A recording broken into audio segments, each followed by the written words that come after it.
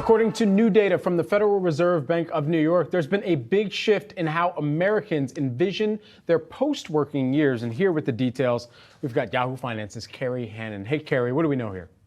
Hey, Brad. Yeah, this is significant. And in the last 5 years, the number of Americans who say that they will continue working after age 62 has dropped from 55% to 46%. So most Americans are saying, I'm out of here at 62 for full-time work.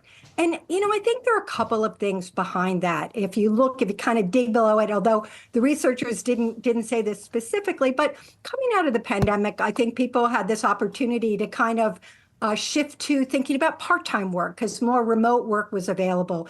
They started doing the soul searching. I call it the inner MRI about what's really important to me. What do I want to do with my life? And have opted to say, they don't value work as part of that equation in the same way they once did.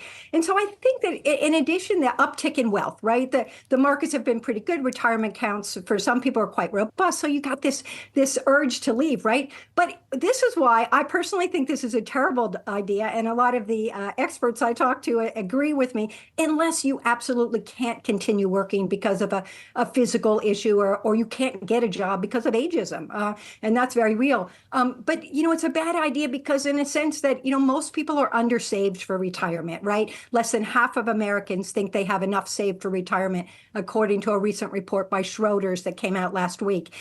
They have medical bills. If you leave at 62, you still have to foot your medical bills until 65 when Medicare kicks in. And even then, Medicare doesn't cover a lot of things. People are mistaken there. So Fidelity has a number that say from a couple that retired at 60, or an individual at 65 retired last year, might have $160,000 in medical expenses between now and the end of their life. Now, this is significant. So I think people don't factor in some of these things like inflation. And then, of course, longevity. We are living longer lives. And if you have to finance 3 decades of living, come on, that just makes me roll my eyes.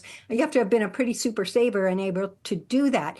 And finally, look at inflation, right? Costs still, yes, things are toning down a bit, but they're still up and it's expensive. So Brad, that's sort of my take on this whole thing. But again, it is a surprising and significant shift. We're living longer lives even without Tony Stark's arc reactor implanted in all of us here, Carrie. So what's behind this shift in people expecting to retire earlier?